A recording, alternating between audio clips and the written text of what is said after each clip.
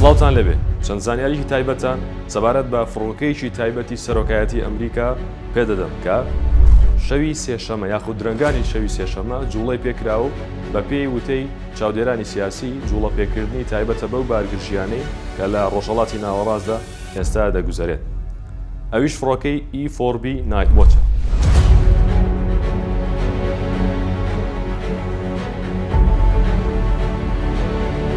ئەم فڕۆکەیەکی هێزی ئاسمانی ئەمریکایە کە بە شێوەیەکی گشتی بە فڕۆکەی قیامەت ناسراوە. لە درەنگانی شەوی سێشەممە لە بنکەی هاوبەشی ئەندرۆس لە واشنگتۆن نیشتەوە دوای ئەوەی گەشتێکی نائاسایی لە بنکەی هێزی ئاسمانی بارکسدەیل لە لویزیانا ئەنجامدا.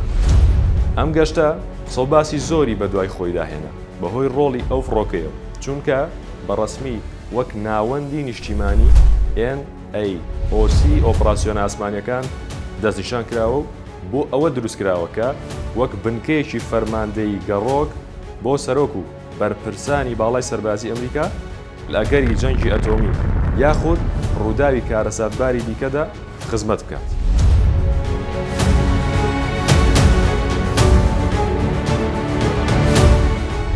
فڕۆکەی ڕۆژی قیامەت لە سێ بەش پێک دێت و چەندین ژووریان تێدایە کە بریتین لە ژووری فەرماندەیی، کۆنفرانس، زانیاری، شوێنی کاری تیمەکان و ژووری پەیوەندەکان. ئەوکات شوێنی پشودانی تێدا دیاری کراوەکە 18 جێگەی نووسنی تێدایە. لە لایشی دیکەوە فڕۆکەکە کەرەستەی تایبەتی هەڵگرتووە و دەتوانێت پەیوەندی بە هەموو کەسێکەوە بکات لە هەر شوێنێکی جیهاندا بێت.